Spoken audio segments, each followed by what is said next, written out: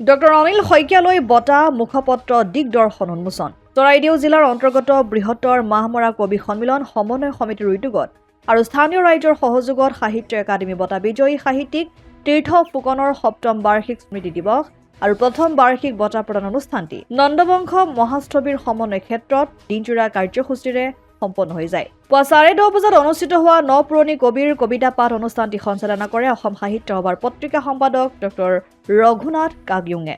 দুপৰীয়া অনুষ্ঠিত হোৱা লাইচেং গাঁও পুবেৰুণ শিল্পী সংঘৰ শিল্পীসকলে সমবেত সংগীত পৰিৱেশন কৰি শুভাৰম্ভ কৰা মুকলি সভাত পৌৰোহিত্য কৰে চৰাইদেউ সন্মিলিত শাখা কবি সন্মিলনৰ সভাপতি চন্দ্ৰকমল হাতীবৰুৱাই।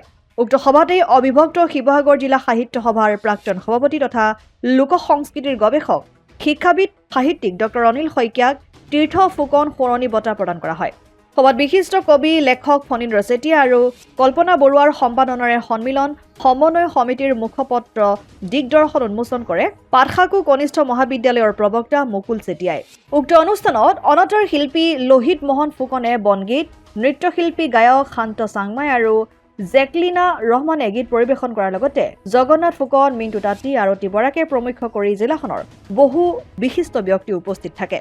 লোকসাংস্কৃতিক গৱেষক বিশেষভাৱে বিহুটোক অসমৰ নামনি অসমৰ পৰা আৰম্ভ কৰি গোটেই অসমলৈ বোৱাই দিয়া মানুহজন হ'ল তীৰ্থ ফুকন।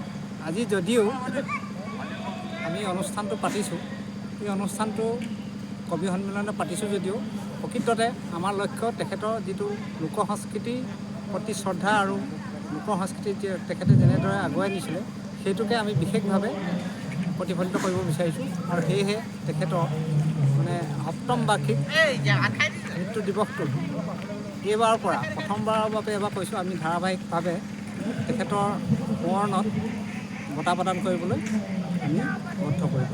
গতিকে ভৱিষ্যতে তেখেতৰ পৰিয়ালেও আমাক সহযোগিতা আগবঢ়াইছে সম্পূৰ্ণ।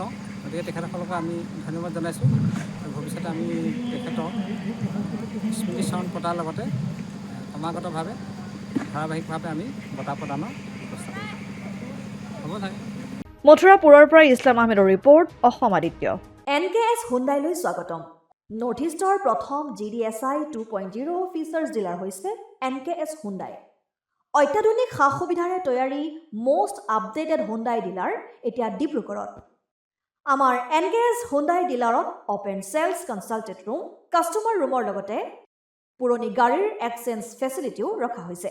ইয়াত চেলছৰ লগতে ছাৰ্ভিচ ছেক্টৰৰ সুন্দৰ সুবিধা আছে। প্ৰয়োজনীয় সকলো এডভান্স টুলছ, হুইল বেলেন্সিং, এলাইনমেণ্টৰ অত্যাধুনিক machine, post hydraulic lift, fully trained man পাৱাৰৰ লগতে nitrogen gas filling facility, fully automatic car washer ফেচিলিটিও আছে।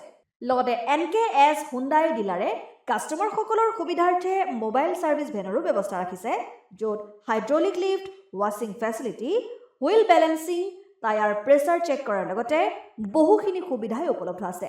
NKS হুণ্ডাইলৈ আহক আৰু সুবিধাসমূহ গ্ৰহণ কৰক।